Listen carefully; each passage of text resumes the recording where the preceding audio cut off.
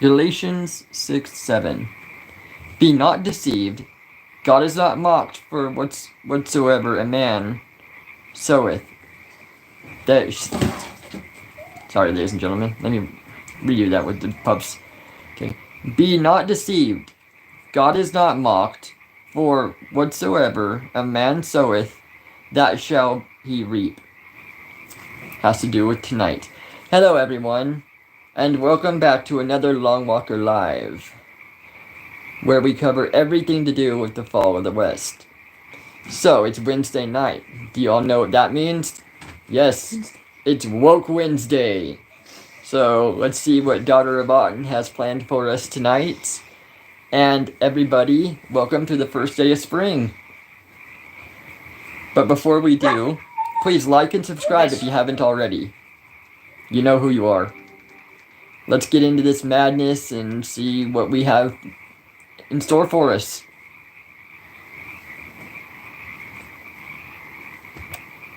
Okay. First one.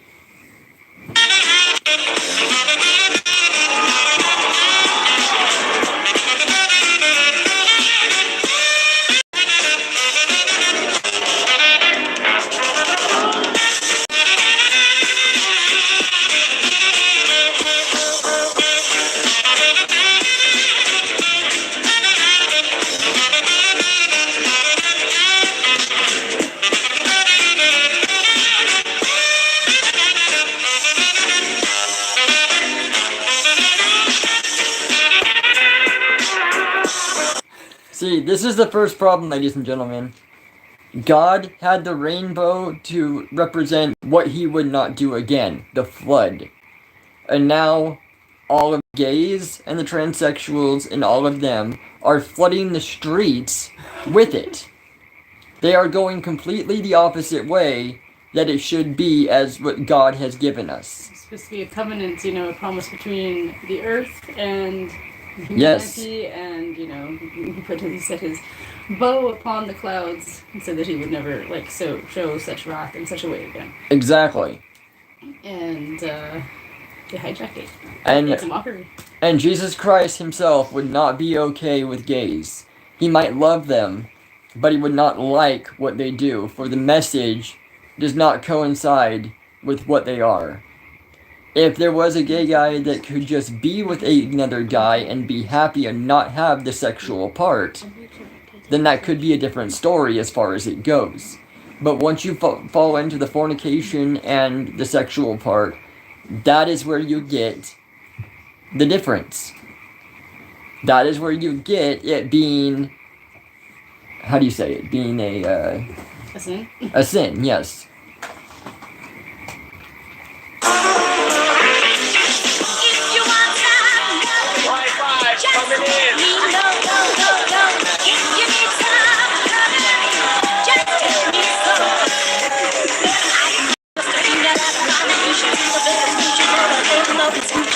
If you want some heaven, just let me know.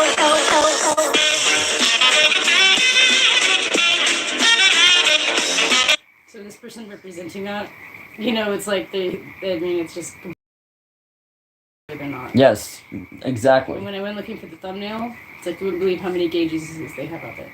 And that's sacrilege in its own thing. It is. I mean, don't get me wrong, I've been told that I should be Jesus Christ for Christmas and,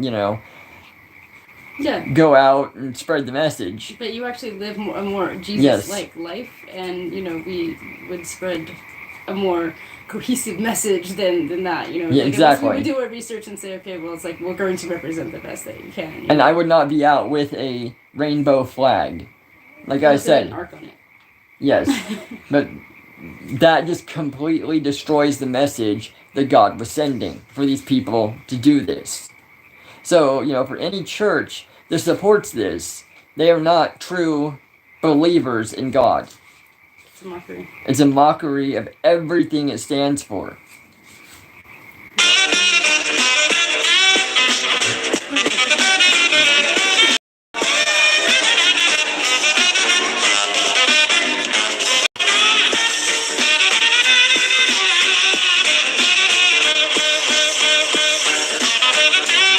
ladies and gentlemen, and again, you see these parades, these pride parades, and you see kids there. Kids have no whatsoever means to being at these things. I mean, even up to 16, they should not be there. You can easily brainwash a kid. Okay, so doing this, they see all the attention they get, they see everything good about it, and think, oh yeah, that's me. That's what I want to be. That's no, you should not do that.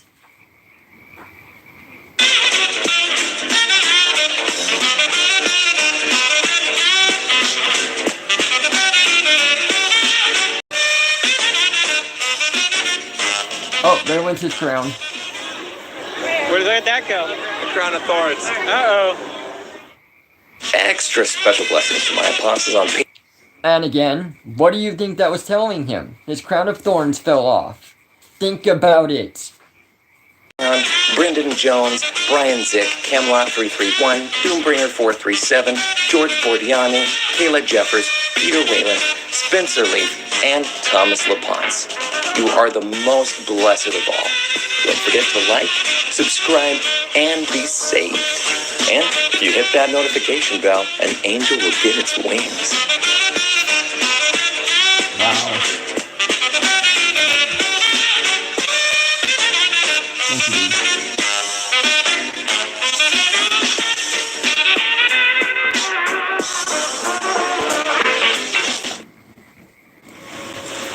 Jesus, Yes, Susie? why I have to die of cancer?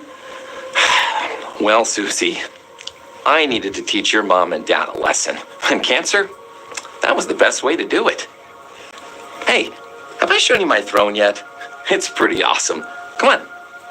Come up to heaven when you're laid to rest. Heaven. This place is the best. Heaven. Meet the holy guy and hang out on a cloud up there in heaven. When your soul departs, heaven. Then the party starts. Heaven. You'll be smiling when they put you in a shroud.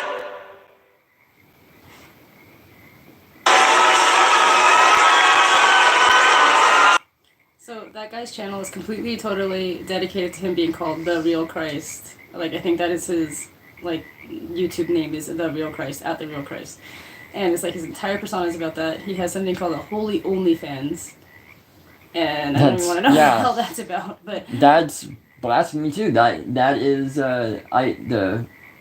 Idolatry. Idolatry, yeah. And it's just mockery, yeah. Exactly. It's like I mean, it's like, I started to show you a little bit of that little, he's got a show about, like, Jesus returning to Earth and everything, and it's like... I don't know, I mean... He's got a lot of followers, it seems, too. He does.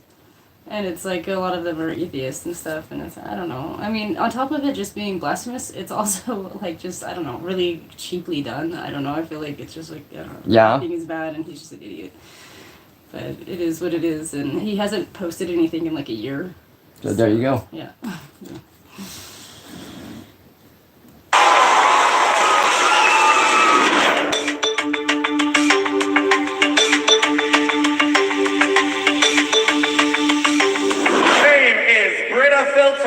And she is the Queen of New York! Yeah!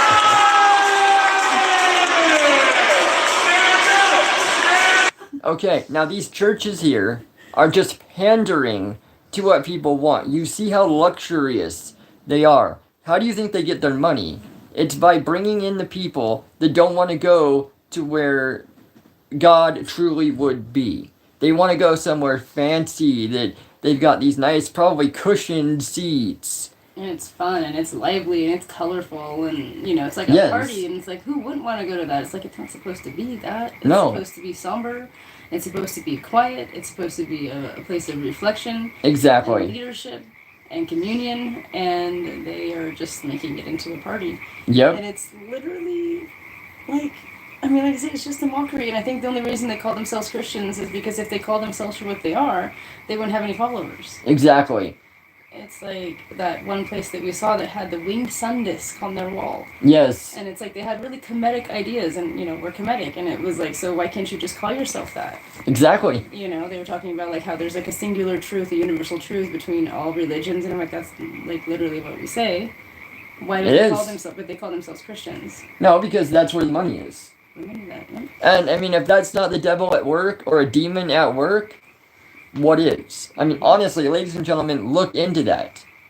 If the devil's disguising himself as a pastor, he's putting this luxurious building so that more people come. I think in John, one of John's testimonies, it said that the devil will appear as an angel of light, and appear to be something good and righteous and just, I don't think they said righteous. I think they just said good. I don't think they said righteous, but good and an angel of light, and they kind of bring up music, and I know that music is a big part in these churches too. Yes, it is. Secular even music. live bands. Secular music is the stuff of the devil because he was the chief musician of heaven. Yes. They say that some Christians will say that all of music is evil, but I don't believe that. No. Because it was created in heaven, and the devil can't create. He can only twist, and he can only manipulate, and he can only correct it. So there was something good in music to begin with, in tones, and then he turned it around and made it just nasty. Yes. One of the angels that really brought music to life, we lost not that long ago. Oh, yeah, yep, Tom Petty. Man. Tom Petty, yep. It's like he had the anthem for everybody's life, Yes, I mean that was a true musician for you. He didn't really have the voice per se, but his tone still carried you. And you just know it, from his first chords of the guitar. Yep. And then the first notes of his voice. And exactly. That was gospel. He's in the Cosmos now, yep. grooving. Yep. You remember that lull that we had at the concert, and yeah. It was everybody was in tune, into the same moment. Everybody was at peace. And yes, we got to go see his last set of concert when it was at the Hollywood Bowl, right? Rose Bowl. Rose Bowl. Yeah, yes, it was at the Rose Bowl that we saw it. Arroyo Seco Festival. Our one and only time seeing Tom Petty, but it was well worth it. It was worth it. Great performance, and that was his last year. He ended up passing away after the Hollywood Bowl, I think, for that one. Yeah, I wanted to try and get tickets to that one.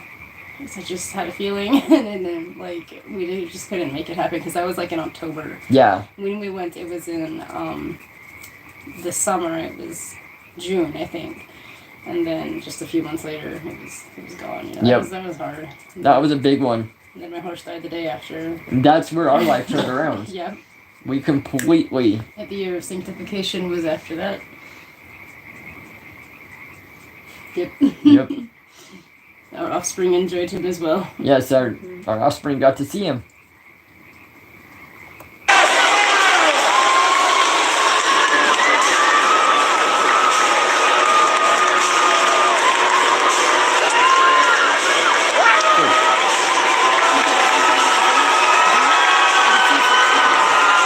I saw it already. That's disgusting. Yes. I was gonna say, why would you dress like that? I know, even if it wants to dress as a girl, okay, go with a longer skirt then. I mean, what are most people going to go to church with? That is not modest. That is not even in the narrow thing of being modest. Mm-mm.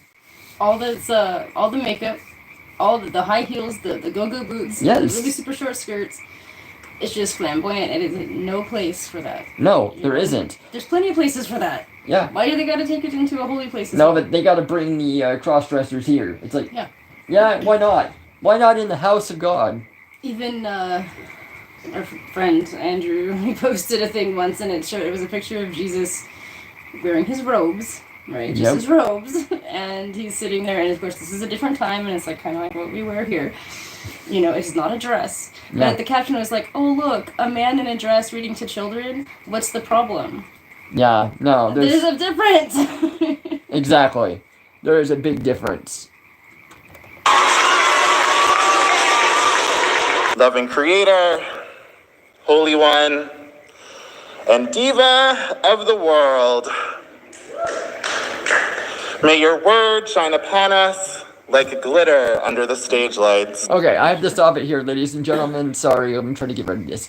Look how empty this church is. I noticed that on this one, yeah. There's 1, 2, 3, 4, 5, 6, 7, 8, maybe 9 people that you can see with all of these seats. It's also extraordinarily dark and creepy. Yes.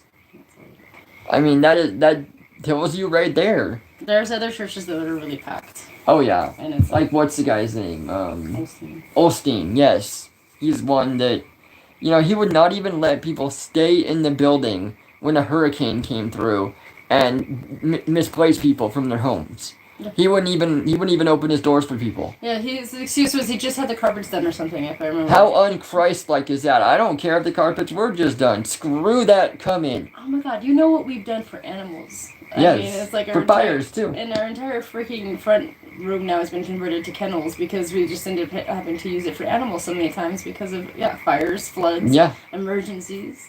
People having sick animals or injured animals, and it's like you get blood all over the place and it just it's not worth it, but it is. It's not worth it to try to keep it clean and keep it nice and worry about replacing this or that or the other when you're just going to have another thing that needs you. Exactly. You got to serve, What would Jesus do? Yes. May it pop like a death drop in a crowded, dingy basement. Sounds like a Again, ladies and gentlemen. We confess that we have demanded too much from the earth. We confess to the sins of racism, sexism, homophobia, transphobia, ableism, fatphobia, American imperialism, and Christian supremacy. We confess that sometimes we forget that all life is connected. We want to make sure that everyone knows that all are welcome here. Pride isn't a place, it's a feeling of being proud. The pride flag represents being proud of who you are. We fly to show pride and support of our LGBTQ friends. Let's start with gay. Someone who's gay is attracted. Alright, ladies and gentlemen, if this is how you think, you think, oh yeah, we need to be supportive of all, then please do not call yourself Christian, because a Christian can simply not allow the gays and everybody else to be there, as that goes against what is taught. Yeah, it's literally written. They have very, very defined set rules in place. And for all those of you trying to be like, oh, well, how do you know that it didn't say that in the Bible? Because it has been translated, it has been reviewed. Even in our writings, which are going back to pre-Egypt, Sumeria, that area, yes.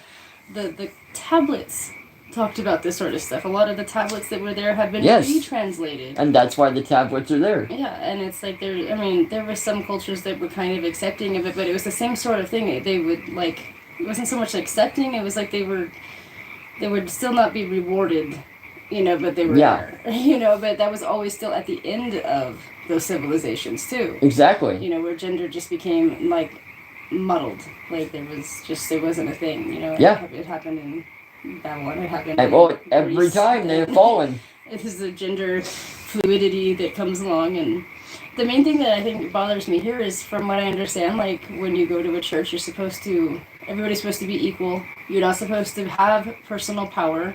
It's supposed to be, everything is supposed to now be focused on something bigger than yourself. And a lot of these have affirmations of loving yourself and accepting yourself, and it's like, that's Satanism. That is Satanism. I've studied Satanism. Yeah, Studies, that is. And it's just a study of personal power. Why don't they just literally call themselves Satanists? Exactly. That is exactly what it is. It's like, and Satanism isn't necessarily what everybody thinks. It's a whole another set, and it's about, as Dr. Boughton just explained, it's about the love of yourself. Yeah, and the embracing of chaos. It started with the cult of Seti, which is Setiism, or the god Set, which is the god of chaos. Yep. And so basically it was just like, well, the world's going to end anyway, so we're just going to do what we're going to do, and we're going to cultivate our own personal power because nobody's going to save us. So there you have it, ladies and gentlemen. Basically where it started, and then turned to Satanism later. And there are satanic cults that do literal devil worship and rituals and stuff, but the satanic church in a whole is mostly just the chaos and the power. and it's Okay. more of a political stance against America and colonialism and what do you call it, like vanilla, just like living life just vanilla like, and Plain, yeah. so it's kind of like against that construct.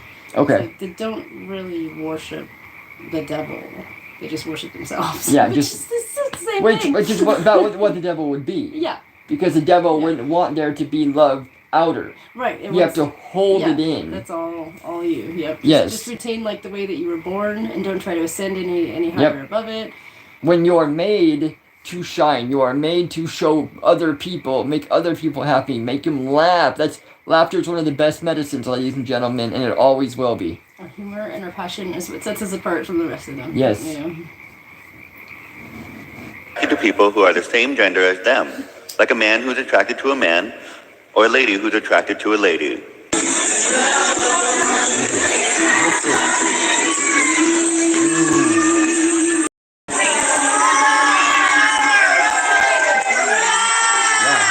I am thrilled beyond. Yes, just like normalize the bulge. Let's just normalize, cross-dressers right in front of kids. Show them it all. So it's like they try to get to them in the schools. Then they have the drag queen story hour. Yep. And then now it's like that doesn't work. Then we'll just go ahead and bring them into a safe place like church, right? Because nobody's going to say anything in a church. Exactly, because you have to be accepting. No, you don't. Good love them. There was never said anything about being accepting. Yeah. Because accepting would jeopardize your own belief. Yeah, exactly. And I mean, they say that just complacency is a sin. And Yes. Like Strive to always do better. Yeah. To always be better. And being better is not being accepting of every other thing when it goes against what the Bible talks about. We're taught to judge, and even apparently in the Christian Bible it says that they're taught to judge. It says to remove the plank from your eye before you talk about the speck in your brother's. Try to remove the speck in your brother's. And that to me tells you that you're supposed to judge. But if you're going to judge, you better be standing from a righteous position to do so. But they keep going around saying, well, I don't judge. They get that from Paul also, because I think Paul says, I am not here to judge. Okay. But there's many other references in the Bible. So Paul didn't judge, but I think he said that I'm just here to pass on the teachings and to show what I've seen. I'll have to double check that, but yeah, most of what they get comes from Paul's teachings, because it's like it's a little bit different. It's written a little bit differently than the rest of the Gospels are, in my opinion. Yeah, I'm still learning a lot of it. I'm always trying to read more. We read as a family. Every morning I pick a new passage to read, and then we discuss it, what it means to us. And I'm curious to see if there's any Jewish temples or mosques, like Muslim mosques, that actually allow this sort of stuff to happen. Yes, that would be interesting. If anybody knows, please tell us in the live chat or the comments if you watch later. It would be very, very fascinating to find out. Thrilled to be presenting to you local drag legends.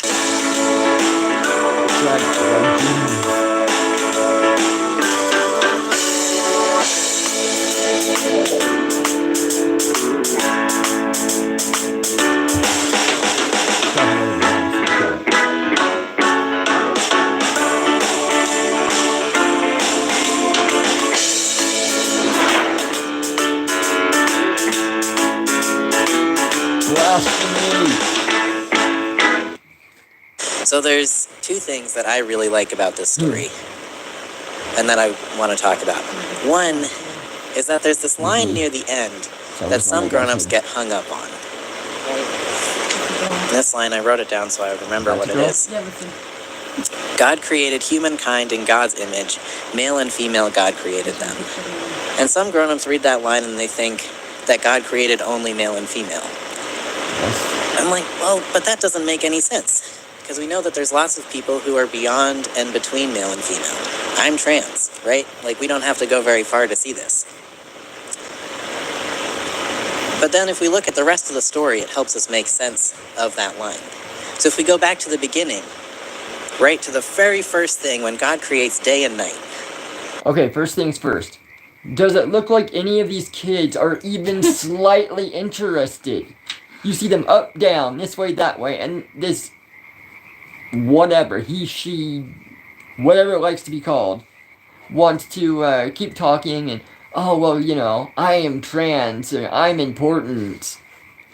Yeah, they're validating. They're just self-validating. They are. And they're trying to normalize it in the kids' minds and stuff. Yeah, exactly. There's one like crawling around as me, Kenyatta, at your school. You know, used to get in trouble all the time.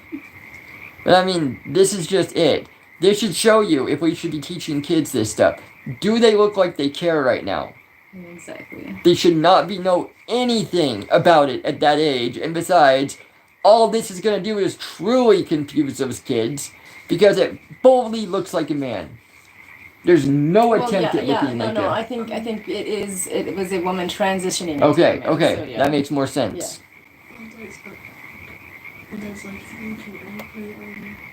No, I want you to chill, dude. What's between day and night?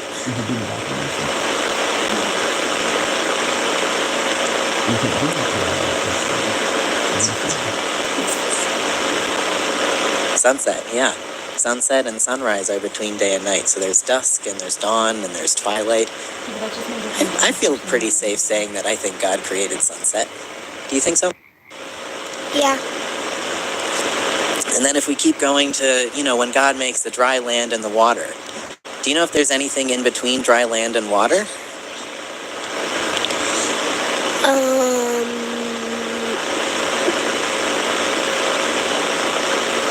Like maybe the beach or like wet sand. There's beaches, there's wetlands, there's swamps, there's so many things that aren't just dry land or water. Can you? Water. Water, yeah. Water is good. And then, even when we were listing... Water? Yeah. Yeah, water's good. Yeah. Coaching. Off all the different animals, you kind of already came to this, where there's some animals that live in the water and on the land, right? Like an axolotl and a gecko. Those mostly just stay in the water. But they can go on land too. Yeah. Do you know any birds? This is a question for anyone. Any birds that also live in the water? Pelican. Pelicans, like I said earlier. Yeah. And there's so many seabirds that they fly and they spend so much time in the water. Like a kingfisher. Yeah. So there's so much diversity in God's creation, so many different kinds of things. And even when the story tells us, oh yeah, tell us. A duck. Yeah, that's a great example, a duck. A duck lives on the water and the land.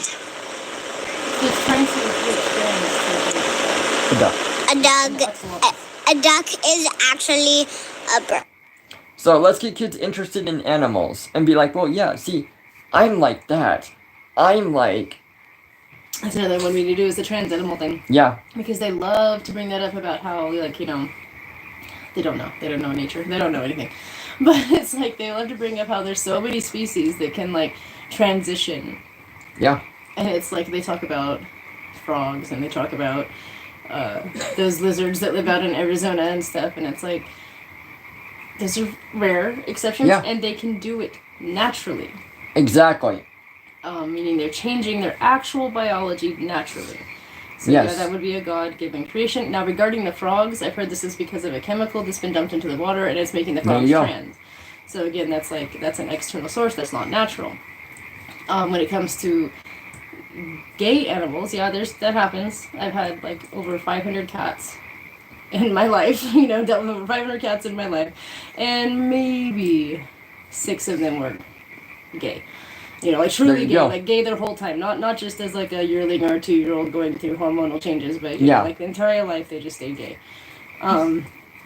There's not very many. Also, pedophilia, murder, incest, all of those things happen in nature. Yeah. So what, are they saying that's okay too? Because it happens in nature, it happens in the animal kingdom, so it's okay for humans to do it? Well, I mean, the pedophiles are already being normalized. Yeah, the minor attracted people. Minor, yeah. I can't really say that word anymore. I know. So, you know, let's just normalize all of that. Let's just allow kids to go over to other people's houses and Well, it's fine because they fly that flag. It means that they're not going to do anything. And let's see how that works for everybody. No, you need to stand up and stop this nonsense before it gets there. It's like, be discriminating. You know, everybody doesn't want to be discriminated. We are given discernment for a reason. We are given the ability discernment means to discriminate. It means to use the information that's given to you to make a decision. You know, Exactly. We do it all the time, every day, in all of our everyday life. We do that. We discern things. You know, what to eat, what to wear. You know, if it's freaking cold outside, you don't wear a tank top. That's discernment. There you go. You know, so it's like we have that ability. We were given that ability. But now we're being trained not to do that, where it's like, that's racist, that's homophobic, that's transphobic. I don't care that I'm those things. Yes, call me transphobic, that's cool. Okay. It is what it is, though. I used to fly that flag. Yeah. Not anymore. And I mean, we listen, there's a couple of trans people that we watch, as far as, there's a couple of gay people. I mean, I'm not against them. I'm against them spreading their agenda on us kids. And, you know, anybody that doesn't want to hear it and that shouldn't hear it, that's what I'm against. Yeah. Like the little, like the gay pride thing that they had at the school in secret. Yes. And one of the kids was smart enough to, you know, bring out a phone and videotape it. Exactly. Because they were, like, literally, like, whispering in their ears, you know, don't tell your parents about that, and giving them, like, cookies and stuff, you know. Yep. And there's a few people I've got to give a shout out to also really fast, and that's, It'll pick up on you. You don't have to talk that much. Well, Nicholas Bowling, and then Bo Diddle. Those two, they're preachers that go to any of these functions and truly listen and try to let people know and spread the word. Now, they get a lot of hate. But, I mean, they are great. If you have not seen their channel, go check them out. Also, some of these clips came from a new channel that I found called The Woke Preacher, or Woke Preacher Clips, and it's like it shows like a guy in a like a traditional preacher's outfit, and he's holding like a gay flag, and he's got like glasses on and stuff, and it's where it says it's the intersection of woke, cringe, and theology, and that's the one you want me to check out and do a review on. Yeah, sometime. so I threw a couple of clips in from that. Some of these are from that, I think. Okay. Maybe. I don't know if we've gotten to those yet. I don't know if we will get to those tonight, but yeah, sorry, ladies and gentlemen, I'm doing a little more talking on this one. I knew it was going to be one because it's like it involves a lot of like kids and stuff, and it's like every time they just does it, you know? I mean, why do you have to do that? Yeah, because kids do not have a voice, and I will stand up for them and make sure that they are heard, and that, you know, this BS stops. At least you can bring awareness to it. Yes. That's what we do. Yeah, a duck is a bird who lives on the land and on the water. No, it lives on the Yeah. It eats in water. So then if we come back to that line that a lot of grown-ups get confused about, that male and female God created them line, it seems pretty clear, right? If God created day and night and sunset and sunrise and dusk, and God created land and water and wetlands and swamps and beaches, and God created land animals and water animals and amphibians and seabirds, God also created everyone between and beyond male and female. Right, this seems, I feel pretty safe saying that. Yes. We happen to be talking about this beautiful work that is worship, this beautiful relationship that is worship between us and the divine. This beautiful way of mutual... Okay, I thought this was a woman. I think this is the one that I thought was a woman. And they too are professing to be Christian, but then they turn around and they do some very pagan-sounding things, and that's recognizable to us because we are in fact pagan.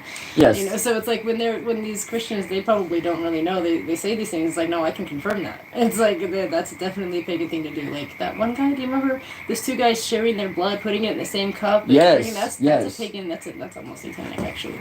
That's some dark stuff. Yes. But this guy here was talking about about personal power again. And it's like, from what I've understood, that's the total antithesis of Christianity. It's supposed to be giving up your power to something bigger. It is, yes. And these people talk about personal power, and he's like, what if God was, like, obsessed with me? And what if our gods were, like, obsessed with us? And it's like, yeah. This is from that channel. All right, let's check this out. Adoration between us and us.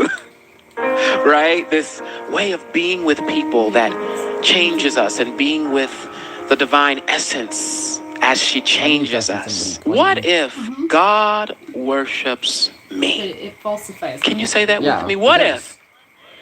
if God worships me? Now, you don't have to say it if you feel uncomfortable, because it can feel a little uncomfortable, right? Especially when we don't really understand and live into who. I can hear at points where you might think it's a girl. Yeah, and like I didn't have glasses on, and I still can't tell. Almost looks like Whoopi Goldberg. God has called us to be and what God is to us and has called us to be to God. A God who worships me is quite the statement. It's hard to tell. I know, but follow me. Now, I get it. We've started to worship a very big heteronormative white Jesus that we constantly thank for standing between us and a mean God. But really, who, what, when, and why? Worship has become so God-centered that it risks the subjective colliding of our own things, our biases, etc., and often takes from the purity of God's mutual affection for us. Sometimes we have this wall up that's just between me and God, but if God does not show us how to be with our neighbor, then where is God? Because worship is less for God, I believe, and more for us. Intimacy. What if worship is us on the mountain of transfiguration? This space where God spoke, that God was well pleased. This place where God spoke about God's Son in such a way that the light shone on him and God looked and said, wow, oh, how I worship him. The beauty of what I've created. What if worship is the confidence that is spoken to us by God? What if worship is God in the garden that notices them even when they try to hide? Turned off. I was just making sure. What if worship is Genesis 3:8 that says, when God says, where are you? And who told you that you were naked? Who told you that there was a flaw in your beauty? The God who meets us and keeps confirming that who we are is good enough. What if that's worship? What if you not worshiping didn't stop God from worshiping you? Finding identity in one's worship comes from the core identifier, the God who is not too big to be small, not too hard as to not be broken by what breaks us, and God enough to stand as one who is not swayed by our questioning or afraid of our fears. Worship.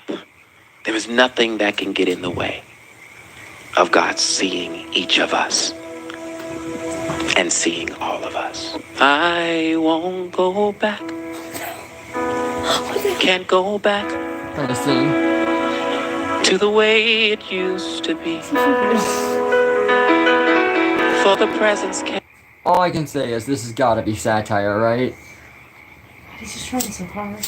Yes. And changed me. We declare that you are God that worships us. That's how much you love us. That's how much you desire us. That's how much you are for us. But we don't have to go back to worshiping the way that we used to. No, you are inviting us into a new way of worship. Where when we step into your presence,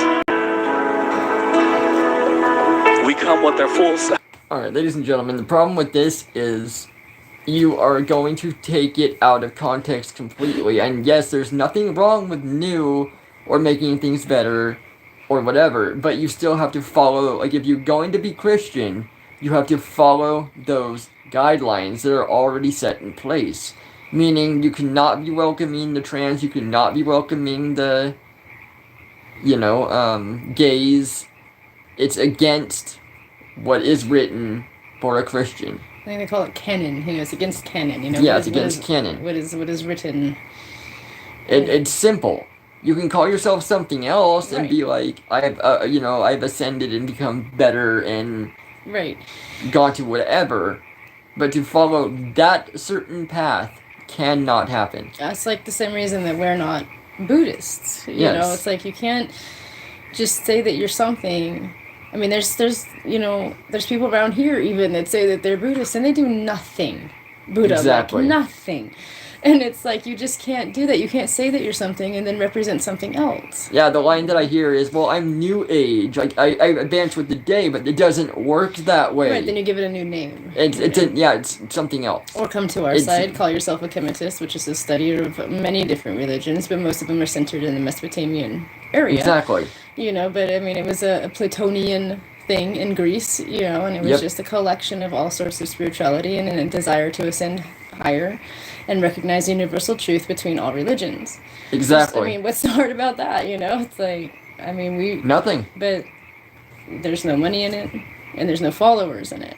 We know that. And we'll spread our message regardless, and we'll let people see exactly what is out there. It will represent the truth that is written in each of the religions, and this has been the main one that we've been focusing on because it seems like it's the center of a lot of the trends and stuff. Yes, and I don't think the other ones really entertain it. No, and it's like we will be getting into other books and other things as time goes on. Yeah. But right now, this is just what we are on. We'll probably finish out the year with it. And then move on to like the Torah or something, which is kind of like a soft transition. There's some similar stories, there's some shared stories, and that's the Jewish Hebrew faith, and then maybe we'll go on to Islam.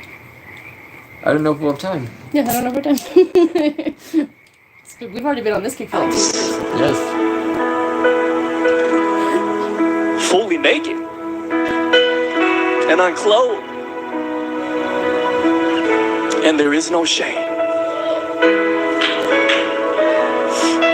because what you have created since the very beginning, you declare good, and it is still good.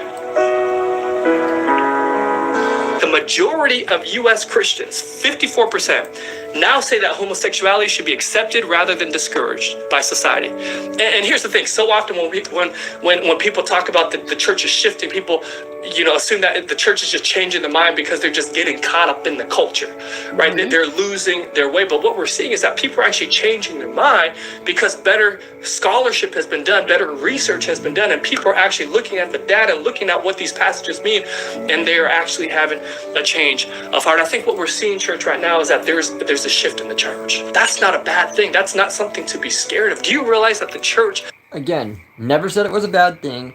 Never said that you shouldn't do it. It's not a Christian thing. But it's not Christian. You cannot call yourself a Christian by following those or evolving past it. That is not Christian. What is so hard by saying that you say that, I know Christ, or I have a personal relationship with Christ, or I follow the teachings or some of the teachings? What's so wrong with saying that? They have Nothing. to try and twist words in the Bible. And they're talking about, you don't have to worship the same way you used to. What was so wrong with their old way? There was nothing wrong with it. I mean, it all had the same outcome. The way that it was written, people went outside, they sat underneath trees, and they read scriptures, and they talked about life. And then they gave praise. And then they prayed. Yes. So why is that so hard in this day and age? Because of all the electronics. Yeah, that's true. It's a lot harder, and especially since we've got 5G radiating the air. So we go outside, and even if you're not on a device, you can feel that's valid. Yeah. The electricity. So it's not the same as them going out and being like, oh, I'm going to sit in the quiet and be. Right. We've got all these planes, we've got all this, all this background noise. That's true. They can never have it be the same.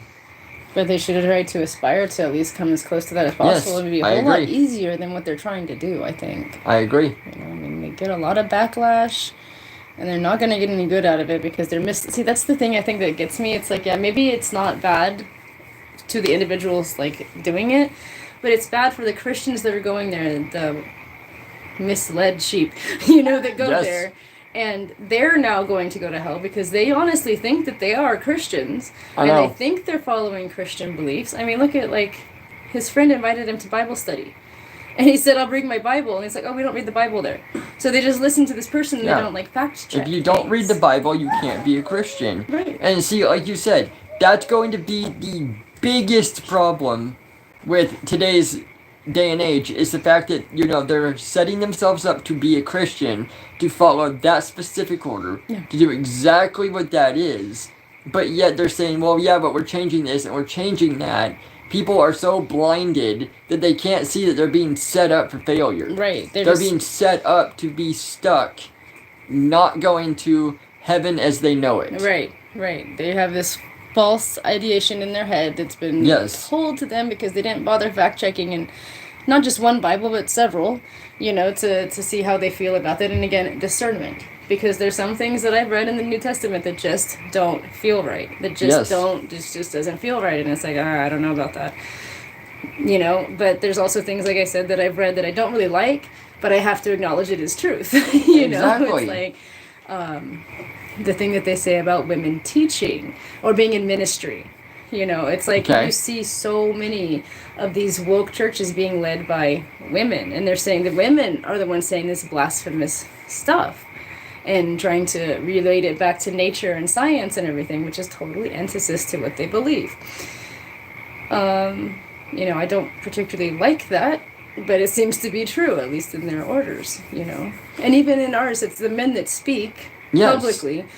We confide in private and guide you and shepherd you in private and teach you things, and then you take that and you speak it. you know. Exactly. But I'm not like out there trying to do the same thing, you know. And also, I was gonna go into about the Sabbath. We were talking about that earlier. Yeah. Now, with Christianity, it's supposed to be on Saturday, right? From what they originally. The original Judeo-Christian beliefs was Saturday, but So, then Jesus went along and he says, don't fault people for the day that they choose to have the Sabbath on. So, but at the same time, that's, you know, you got your mainstream, like the Romans were the ones Yeah, they that truly started it on Sunday, right? The ones, and they yeah. wanted to confuse the Christians so they could not, again, just like how we're seeing in this day and age, you know, Yeah. they could not ascend and go to heaven because they were doing stuff. Because they're like, oh no, it's on Sunday now. And so, I mean, Yeah. it's always been going on, ladies and gentlemen. always the West. They're always trying to change something to make the masses fall Right. to the devil, fall to the demons. Right. Yeah, I'm not even entirely sure why the Romans chose it. I can suspect that it's because they too had their roots in paganism, and so therefore the god Apollo, or I forgot, I don't know, that might be Greek, but you know, they had a sun god that they were really reverent with. We had the Aten that was Sunday, you know, so it was like, I have a sneaking suspicion that it has pagan roots as well, because they were originally pagan. And honestly, they still kind of are, because they worship many saints, and they worship Mary more than they do Jesus, which is the mother, which is Isis, and it's like this whole, it's just a cover-up, you know. And also, before we continue, hi Sancho, I saw that you said you're here. Hi Sancho, I'm glad you could join us. This is a fun one. Okay, Sancho wants to say, he asked, can you guys give me a summary on the live? Yeah. You want to do it? Go ahead. All right, so I found a theological channel that kind of like shows, it's woke modern churches, you know, progressive churches, and we were just kind of like talking about how it's so far removed from what is written in the Christian books. Also how the indoctrination of children is happening right there in the churches with drag queens and everything. They're letting drag queens come to church and everything. So yeah, it's basically just about woke progressive churches today. Yeah, we went over some stuff with the drag queens teaching, going over stuff, and then there was a transgender that was trying to teach some kids in church. Oh, like, it's okay Yeah, his analogy was, well, you can't just say that God created just two things because it says that he created man and women, but there's a whole spectrum. And it also says that he created land and water, but there's wetlands and there's deserts and there's forests and there's all these biomes. And it's like, it's not the same thing, same story, different version. Yes, they're frauders. That's pretty well said. Yep. Alright, let's get this one done. We'll see what's next. Has made significant shifts in its understanding and interpretations of different parts of Scripture throughout the ages. For 1,600 years, nearly all Christians believed that the earth stood still at the center of the universe. Why? Because there's a Scripture that tells us. But what happened? After the invention of the telescope, it led Christians to reconsider their interpretation of the Bible. So the church believed one thing for 1,600 years, but then as technology advanced, they discovered new things about the world and how things really work. Well, then they changed their mind about their interpretation. The church has done this. The church is seeing that, wow, the ways in which we have used these scriptures have been deeply harmful, and that we have misappropriated and misapplied these scriptures. So we need to change. We need to change. We need to do something. And I think we're seeing this change. I think in 15, 20 years, we're going to look back on this issue, and I think the church is going to be having some very different conversations. And so the question, my encouragement, my hope is let's not get stuck in the past. Let's do the work. Let's get educated. All right, again, getting educated would just show that if they want to advance as the civilization, or they want to advance on from what they know, then they would not be Christians. Like I said, nothing wrong with that. You can be what you are, but you just have to know, and you cannot call yourself Christians. The Christian values are different. They stand, they're written. Yes. And it's like, he's talking about equating that they used to say that we were the center of the universe. I'm not entirely sure that they meant that literally. I think that they probably just meant that we're like the pinnacle of all creation, as far as we know. I don't think that it literally meant, because it was written in Enoch, and it was written with John as well, that there was, he saw a sphere of a world. So, I think they were pretty well aware. But, I don't know, common folk and stuff might have thought that the world was still flat. And that's a whole nother thing for a whole other day. I just thought about it because I ran into some of those when I was looking for the flat earthers. Yes. Some of the stuff is pretty convincing, but, logic and discernment wins out. Yep. Go ahead. You're going to run out of time.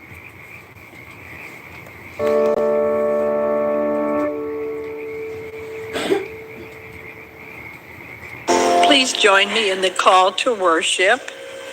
My mom is my shepherd. I shall not want. She makes me lie down under cool, downy... Again, Daughter Button just talked about this. What's that? It's a female trying it's to female. teach. Yes. Yeah, it is. Most of them you'll find. And you hear what she said. My mom is my shepherd. And then she left out the whole hallowed be thy name thing, but then she went on to she does this and she does that. Again, it is written that it is the Father. It is not written that it's a feminine force. So they changed it. She watches me play beside still waters. She restores my soul.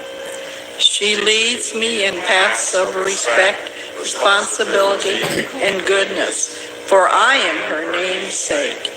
Yea, even though I walk past monsters in the dark, I will not be scared, because my mom is always near me. Her hands and her voice, they comfort me. Mama sets the table and cheerfully calls me to dinner, even in front of big mean bullies. She anoints my skinned knees and broken heart with kisses. She smiles and throws me a towel when my cup runneth over.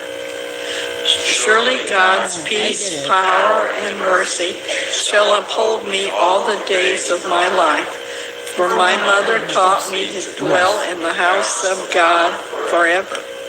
I'm honored, but I am really uncomfortable with the story of the crucifixion, with analogies of the cross and metaphors and all that symbology.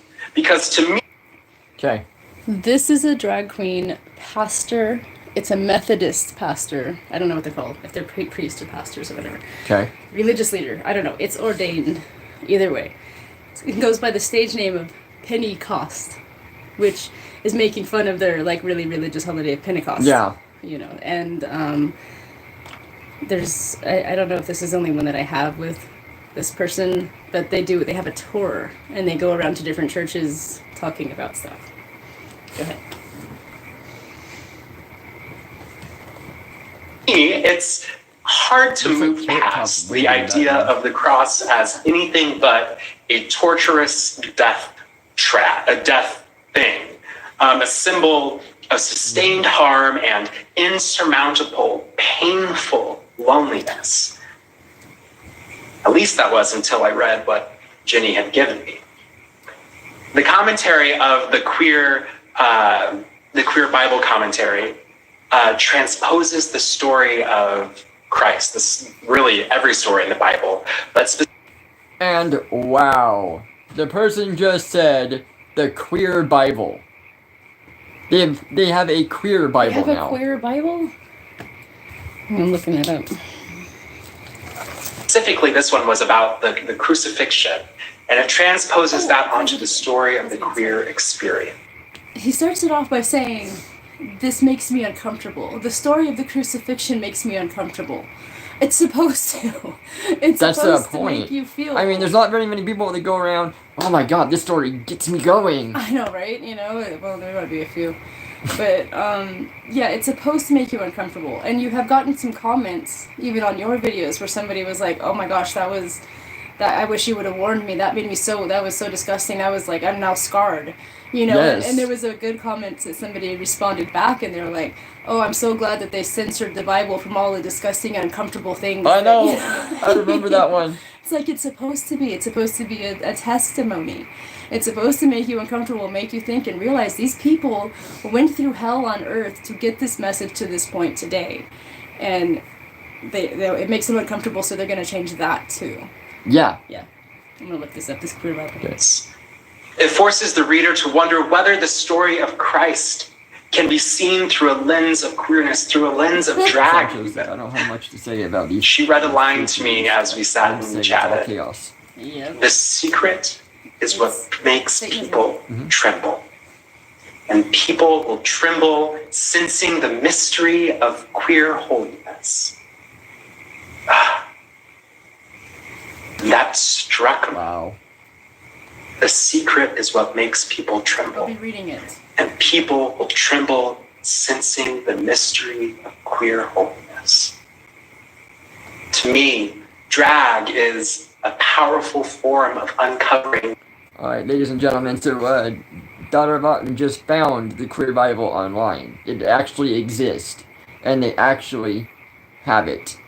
And as I was saying to you earlier, I mean, this is Satanism at its finest.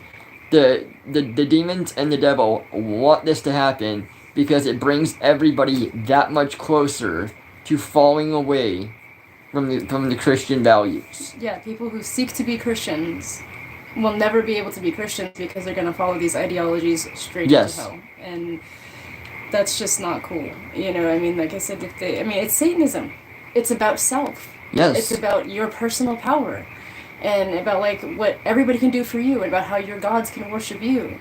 Exactly. It's literally Satanism. Yes, at its finest. My monster friend would hate these gay preachers more than me. He would definitely have something to say about them. Yeah? Yes, I can imagine. My own secret. Shouting it on the mountaintops. Drag allows me to process the mystery of myself, the mystery of God, the mystery of love, and the mystery of pain. When I walk the streets in 6-inch heels and wear 4 pounds of hair, double-stacked wigs, the power which lies within my mystery is released into the world. When I paint my face, meditating upon those who came before me, my spiritual ancestors, so to speak, I can reach into a deeper part of my soul. I can access every part of me I was told to hide away from the world. I was told to deny, and that I was commanded to hate. I can externalize it all, and I can celebrate it. Drag allows me to not only celebrate the divine surety that dwells within me, it allows me to show others how to celebrate it themselves. It allows me to show that it is not something to be boxed away. There is holy liberation occurring when folks feel they can release the mysterious secret shrouded by society. There is holiness in queerness. There is holiness in allyship. There is holiness in femininity, in masculinity, and fluidity. There are shrouded secrets of many forms in our lives. There is healing and acknowledgement of harm and pain. There is divinity stitching together emotional wounds when we are able to find spaces and methods of resources to see and acknowledge our worthiness of healing. You contain a marvelous mystery of divinity. Ladies and gentlemen, you hear it. You. This is what you do. It's all Satanism. Satanism, again, what was the definition? It's just the root of it was Setiism, and so it is the belief in chaos and personal power. No external source to save you, no external source to take away your burdens or anything. Just you and your personal power and what you can do in this life right now. And like everything that I've read and all the other pastors that we listen to, they always say, through Christ I do this, through the Holy Spirit I can do this. I was healed through the Holy Spirit. They didn't heal themselves. And even Christ, when he was working with people in the cities and healing them, he didn't say he was healing them. He said, I'm healing this through the power of my Father. My Father gave me this to heal you. Exactly. And these people, it's just all about them, and that is literally the definition of Satanism. And that is 2/3 of the people out there right now. Yeah. My mother, your mother. Yes. All of them went to this me persona. It's like, no, when's it gonna be my turn? When am I gonna get this? Right, and you have the child free by choice people. Yes. And the dual income, no kids people.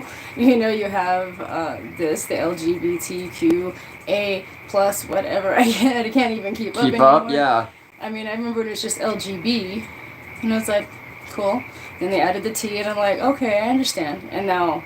Yeah, now it's just like, you pretty much have everything. I mean, yeah. If you're not falling under one category, go look at the other one. I'm sure it's there somewhere. Right. But yeah, this is literally Satanism. Yes. You contain a worthiness of love, of help, of community, of healing that deserves to be seen. No matter what has been done to you, no matter what you have done, no matter what has been said over you, you deserve healing. In Mark 15, Christ is laughed at, told he is nothing but a lie, told that that his mystery is wrong and that he is unworthy of life.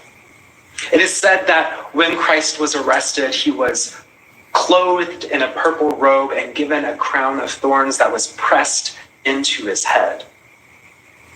This was all a jest at his identity. One soldier laughs, "Hail, the King of Jews!" Christ was told his secret should make him tremble. And a few verses later, upon witnessing the power and liberation that came. See, but there's a big difference between Jesus Christ and what these people are doing. Jesus Christ did it for everybody. He absorbed everything so everybody else could have a better life. These ones are, the trans community and all them are not doing that. They are saying, when's it going to be me? When can I have this? When can I take that? I want to be happy. Yeah. I want to do things in life. I want to travel. I want... Exactly. Jesus Christ would have never said anything like that. Yeah. And the moment of his death, after being tortured for hours, he's like, forgive them, they know not what they do. Exactly. You think any of these people can't even handle a Christian within their like, a true Christian questioning them within their circle. Exactly. For more than like 10 minutes without the demons coming out and showing their true colors. I don't know that I put any of those in there, but maybe one of these days we can go through Bo Diddles when he went to that trans progressive church and that guy like shoved him and stuff, Yep, he's right up there with Nick. He's funnier. A little bit more. But they were on each. Bo Diddle had Nick on his. That's true. Yeah. As one of the ones. Yeah, we might feature him. That was good. He was good. Yes. Go ahead.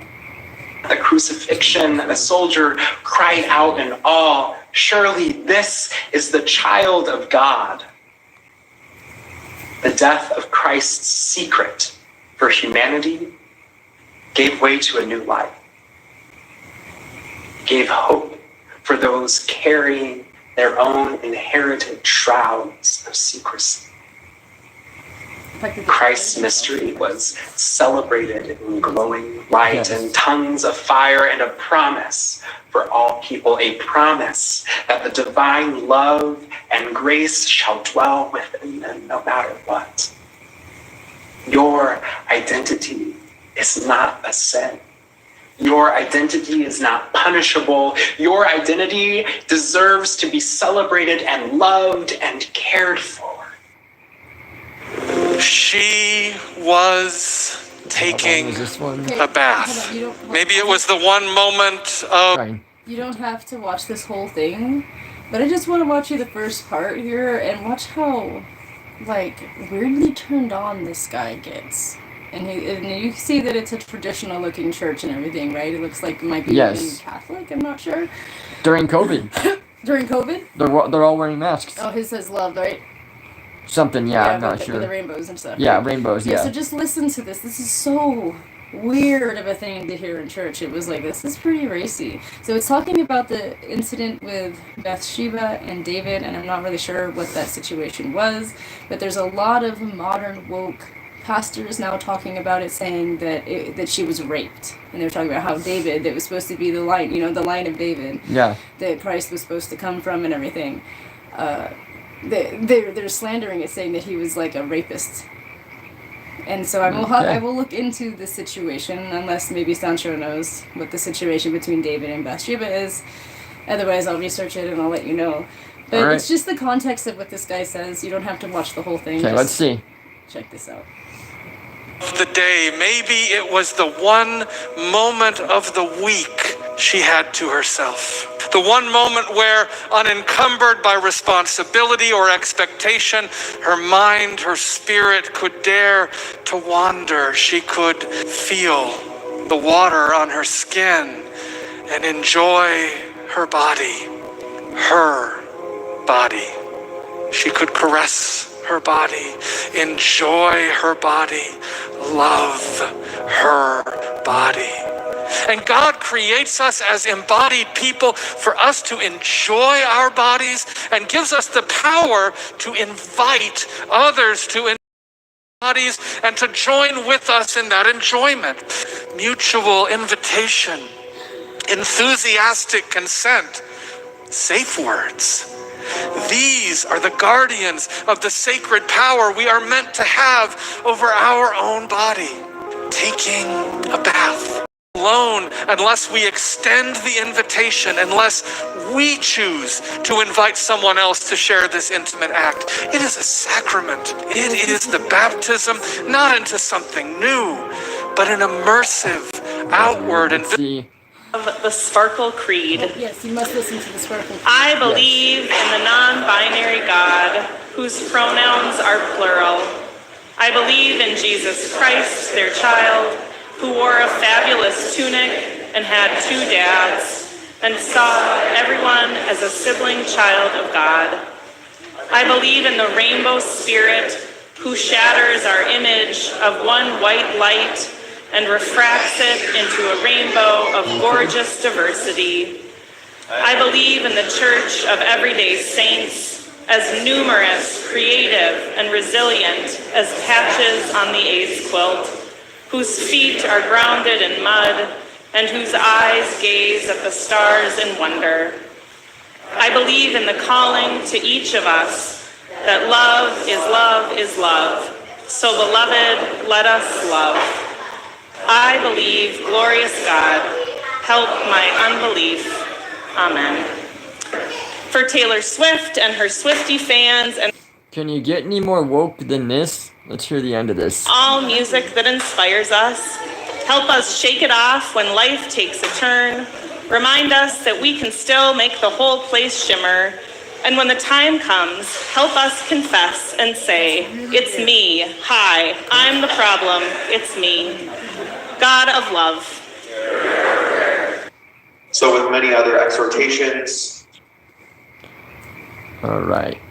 Hey, this You have something? Yeah, this is what it said about David and Bathsheba. I mean, it does sound kind of bad, but they, made it even worse. It says, in the spring, at the time when kings go off to war, David sent Joab out with the king's men and the whole Israelite army, then destroyed the Ammonites and besieged Rabbah, but David remained in Jerusalem. One evening, David got up from his bed and walked around on the roof of the palace. From the roof, he saw a woman bathing. The woman was very beautiful, and David sent someone to find out about her. The man said, she is Bathsheba, the daughter of Eliam, and the wife of Uriah the Hittite. Then David sent the messengers to get her. She came to him, and he slept with her. Now she was purifying herself from her monthly uncleanliness. Then she went back home. The woman conceived and sent word to David, saying, I am pregnant. So then David sent this word to Joab, send me Uriah the Hittite, and Joab sent him to David. When Uriah came to him, David asked him how Joab was, how the soldiers were, and how the war was going on. Then David said to Uriah, go down to your house and wash your feet. So Uriah left the palace, and a gift from the king was sent after him. But Uriah slept at the entrance to the palace of his master's servants and did not go down to his house. I think that's pretty much all they say about it. I'll read further. But yeah, that just from that little bit, they went and made it really weird with that whole sermon that he was doing, you know? Yeah. No, he made... that sermon was really weird. I mean, he was, getting way too into I know, that's what I felt. I felt that he was too. I was like, why are you so turned on by this, man? It's like... And talking about pleasures and how God gave us the ability to invite people to have pleasures and everything. Well, I mean, I don't know. Go ahead. There you have it.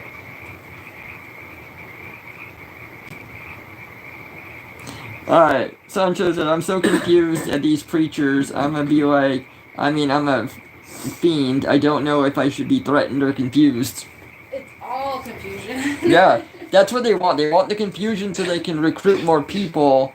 It's demons or the devil. It's what they want. They don't want people being happy and fulfilling what their life is. Right. That's the whole point. They want people being happy, but they don't want them being, satisfied and satiated, you know? Yes.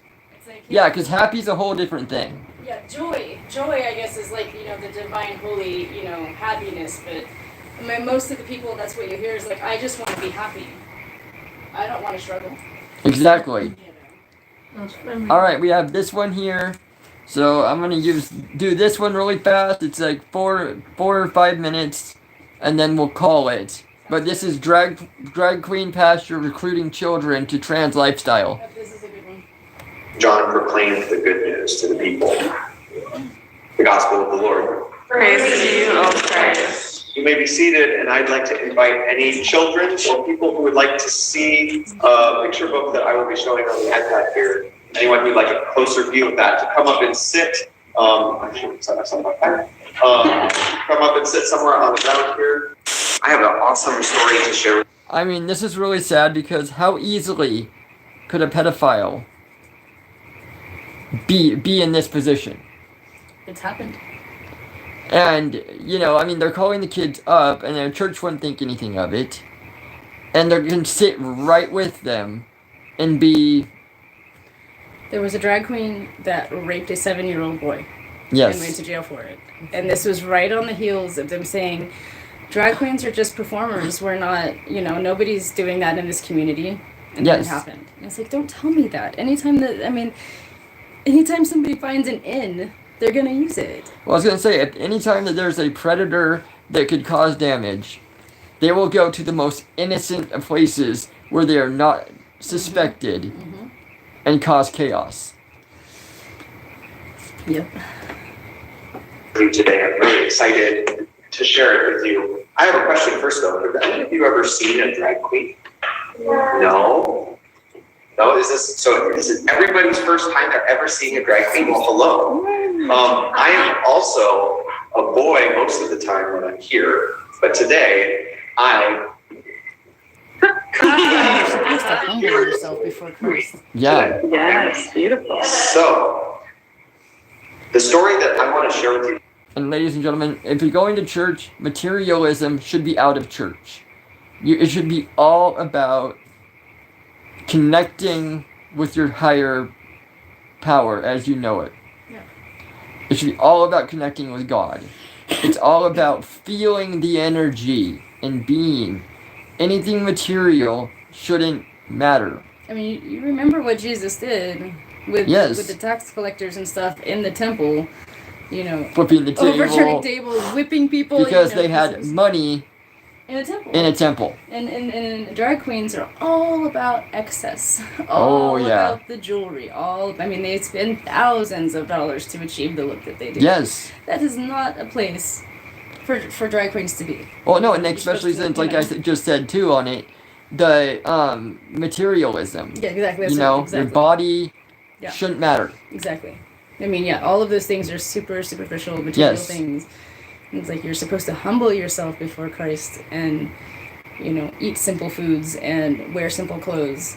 But, one of the mega churches said the same thing. They say it's like, well, Jesus went around wearing fine linens and gold. Yeah, I remember. Like, when? And Jesus wants you to be rich. Yeah, no, he doesn't want poor people. Yeah, he wants you to be prosperous. Yeah. You see, they twist the words, it's like they want you to be prosperous, they want you to be well, like in spirit and in health and with your family and, but it does not mean money. And if you have money, you're supposed to use it to benefit other people.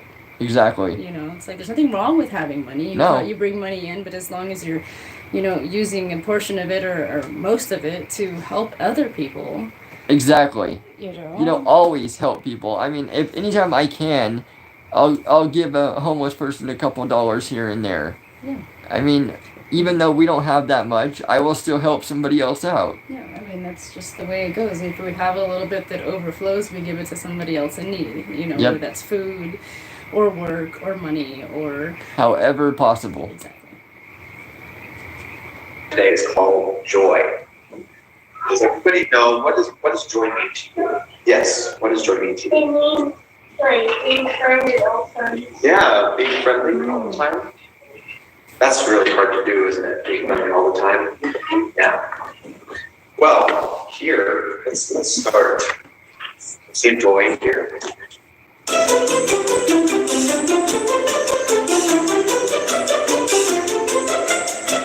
Earlier in the service, I talked about joy as liberation or as freedom to be who you want to be and do what you want to do. I don't know about you, but when I was in school, I would feel a whoosh of joy every time they said you can go to recess.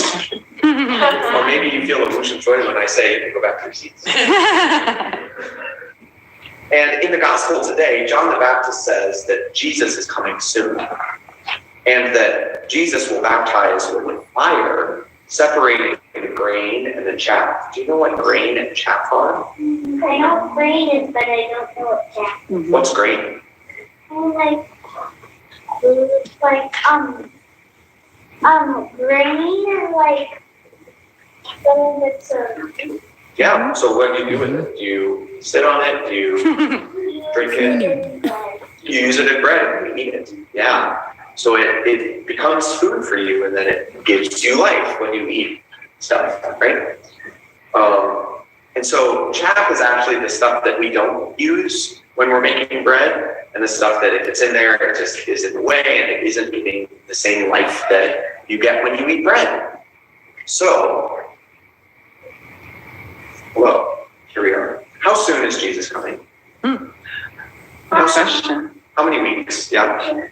2? 2 weeks. How did you know that? The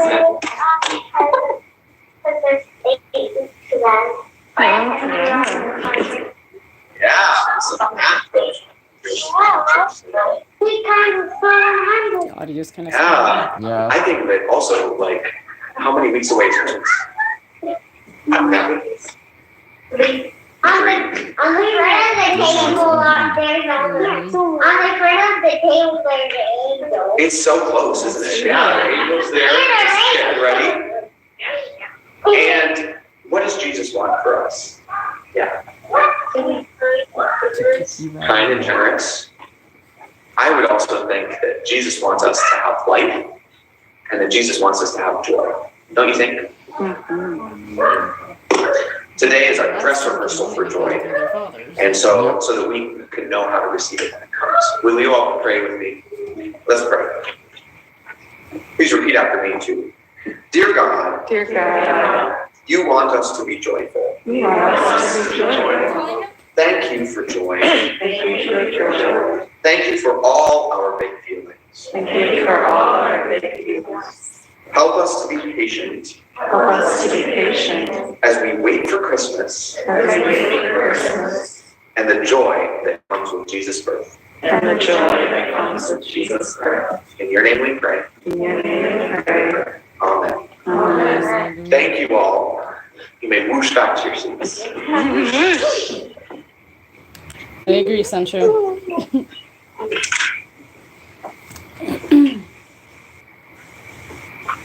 It's a dead giveaway. And there's just adults that are just happy as hell to be there. Yeah. Alright, that's the end of that one. So yes, I mean, you see it, they're trying to normalize all of this. They're trying to say, well, Jesus would want you to advance on. Jesus would want this to happen. He loves all. Yes, Jesus might love all, but he does not accept that. Like I said, with the gays, Jesus could accept, and you could be accepted into Christianity if you leave the sexual part out. Yeah, he said that would be the only way. You could love another guy, but there could be no sexual contact, no sexual anything at all. That is where the sin comes in. It's like, that's how monkhoods were started. Yes. It was most generally they were just men that just didn't really have much of an attraction to women, or maybe had that higher calling, and they lived together and they loved each other and they did normal everyday activities with each other, but there was literally celibacy. Yes, that's the key then. And Jesus sat with the sinners, but he told them to go and sin no more. So that's the freaking takeaway there. It is. And until Jesus himself comes back and says, and writes it down again and says, no, I'm cool with this now, then I just can't believe it. It is written. I mean, they try to use the excuse that, well, Jesus came and changed things. He changed the way that the Bible was and everything. Like, yeah, but he was there. Yeah, he would have to do it again to be to be valid. True. Exactly. It wasn't just random people that just decided to change things. Yeah, exactly. It was him through the direct authority of his father to change things. Yes. That was the only reason that worked out that time. Not just regular lay people that don't know anything. That are not clergy. They don't really know, and they're just trying to change things to fit with the social construct. Exactly. He said, Sancho said, I like your guys' comebacks. Jesus may love all, but that doesn't mean that he accepts this. Exactly. Hardcore. Yes, I mean, it's the truth. It is what it is. Like I said, these other people can advance on and say that they are something different, but as being a Christian, it's the way it goes. It's solid. It's the way and the truth, and it is written, and and I know they try to bring up that whole thing about stoning your wife if she talks back to you and everything like that, but that's also Old Testament stuff. And when Jesus came and did change things, he softened a lot of that and says, yeah, that's not as important as what we're going to talk about now. Yes. So it's like I said, unless he comes here and says otherwise, then that's just my position on it, I guess. Exactly. It's sinful. And it's demonic. Alright, thank you for joining us, Sancho. we'll be back on Friday. We have, what is it again? The Chetty Charlie directed us to talk about the WPATH files, which is leaked emails between doctors acknowledging the fact that they know that that people don't know anything about the transitions that they're going to be going through. Yeah, they for don't kids. Kids mostly, and then Yes. it's about the money that's being made, and it's a big deal. We're doing a lot of research. She brought it up with us last live stream, the last Friday, and so we've been trying to do a good one. I mean, that might even be a special one that goes an hour and a half to 2 hours, depending on what we find. yeah, because that's pretty new. Yeah, so, I mean, we'll try to have a good one. Hopefully I've got a bigger turnout and we can have some fun with it and make it serious. Also, we got a big announcement coming Friday. Next Friday, right? You want to do it next Friday? Next Friday, okay. There'll be a big announcement coming next Friday then. So, stay tuned. You won't want to miss it all. Thank you all. This LongWalker's striding out of here. Thank you for joining us, Namaste. Central. Have a good evening.